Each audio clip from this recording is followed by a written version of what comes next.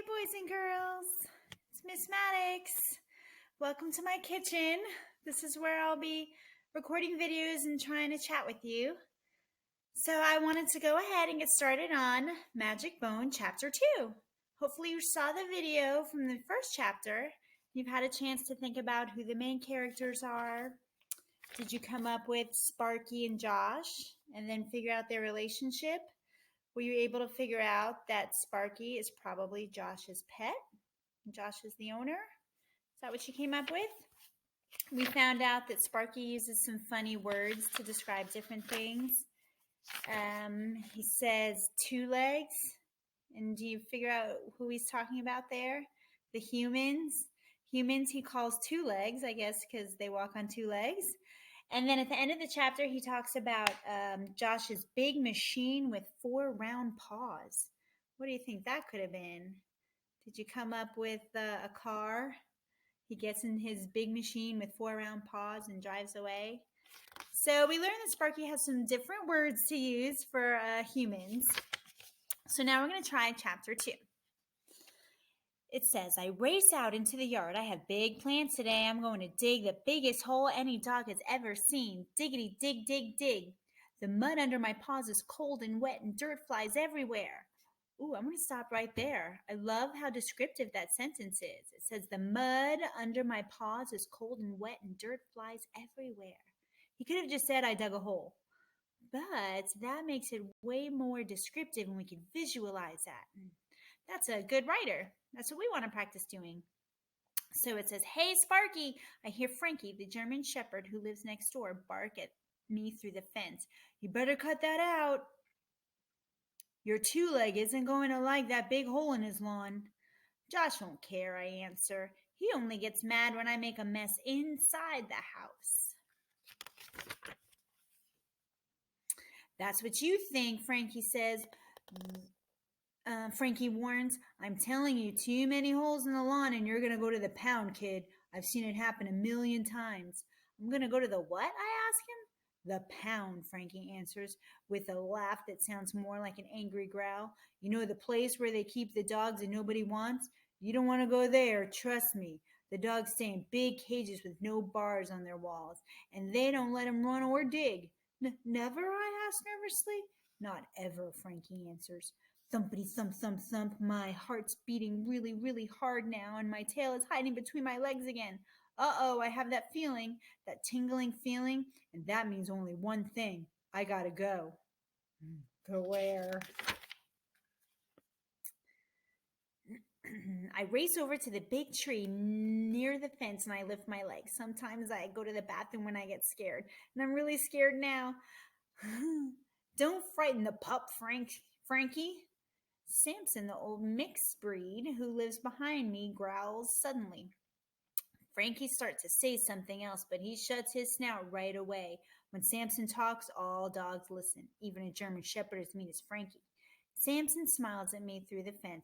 You're not going anywhere, he promises. Your 2-leg loves you, I can tell. I believe Samson. He's been around a long time and he knows all about 2 legs. So if he says Josh loves me, it's true. I look up and I spot Queenie, a neighborhood cat sitting on the top of the fence. Hiss! Queenie gives me a smug cat smile, and then she starts licking herself.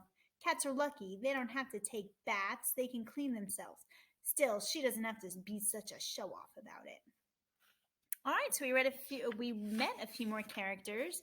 We have Frankie, the neighborhood German Shepherd, and Samson, maybe the old wise dog, and Queenie, the cat. Says, I'll show her some things dogs do that cats would never try. I race over to the bright yellow ball in the middle of my lawn, and I grab the ball with my teeth and spit it clear across the yard. Then I chase the ball all the way to the fence. Woohoo! I'm playing fetch with myself. My tail perks up and wags really, really hard. Queenie licks her paws and yawns. I scoop that ball in my mouth and spit it out even further this time. Oh yeah, I am the king of fetch. I'll get you, I bark at that ball. My paws start running fast, faster, fastest, and I'm heading right for the ball. Queenie jumps off the fence and lands in my yard. She takes one look at me and starts to run. Yes, forget fetch. Queenie wants to play tag. I'm in, I yell. Queenie is a fast runner, but I'm fast too. I chase her through the daffodils and across the pansies and almost to her rose bushes, but she turns around and heads back towards my house. I'm going to tag you, I bark. Meow, Queenie says. Here I come. I bark back and I'm right behind. What? Dot, dot, dot. But Queenie scampers up a tree. I look up to find her. My fur falls in my eyes and bonk. Uh-oh, what happened? That hurt, I whimper. Meow. I roll over and there's Queenie high in the tree laughing at me. Poor Sparky, what happened to him?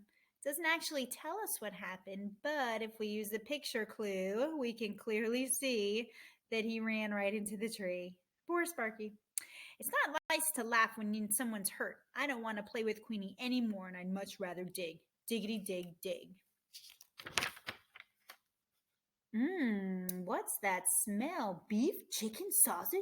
No, it's a bone that smells like all of my favorite meats rolled into one. I stick my snout into the hole to get a closer sniff, and all I want to do is take a bite of this super smelly meaty bone. Chomp, wiggle, waggle, woo!